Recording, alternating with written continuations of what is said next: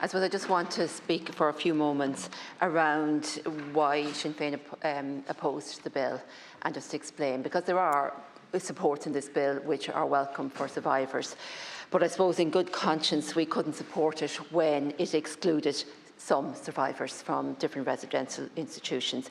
And we just feel that there should be equal access to support for all, irrespective of whether they had received a settlement from Carranua or indeed any other type of settlement from any other scheme. And I really believe that it is excluding people on spurious grounds, and that is not a human rights approach. I mean, you have people who are boarded out or fostered out, you have people from certain institutions, you have people who spent less than 180 days in institutions. They're all excluded from this scheme. And we know that many people, when redress was announced, were living overseas, some were in prison, some were in other institutions, and therefore were not aware or were unable to actually apply for redress. And I think, again, to be excluded from the supports in this bill because they didn't apply for redress at the time or didn't qualify it is re-traumatising for all of those survivors. We know that many of the survivors from the institutions here, maybe up as many as 40% of them live overseas, and quite a large number live in Britain. And once again, I don't think the once-off payment of €3,000 is sufficient. It should be increased, or it should at least be index-linked. But I think, while it's outside the scope of this bill, and I acknowledge it, I think there should be some way of seeking clarification that these payments are disregarded when it comes to means-tested payments, especially for those who are living in Britain.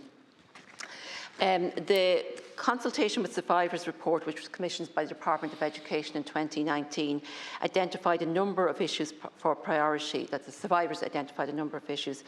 And the first was a request for a HAA card. Now, there is an enhanced medical card included in this bill, but really enhanced medical card, right, okay, it's a medical card without means testing and that's welcome, but it doesn't actually really have anything additional to anyone who has a medical card. Whereas with a HAA card, well, it could lead to maybe, shorter waiting times for procedures, or, that they would survivors would have access to different supports that they need without having to, without limitation or without having to wait for months or indeed years for those services. There needs to be a range of supports put forward for survivors in recognition of the trauma that they've been through in their lifetime. They don't need to be waiting further for more supports. The other priority was housing.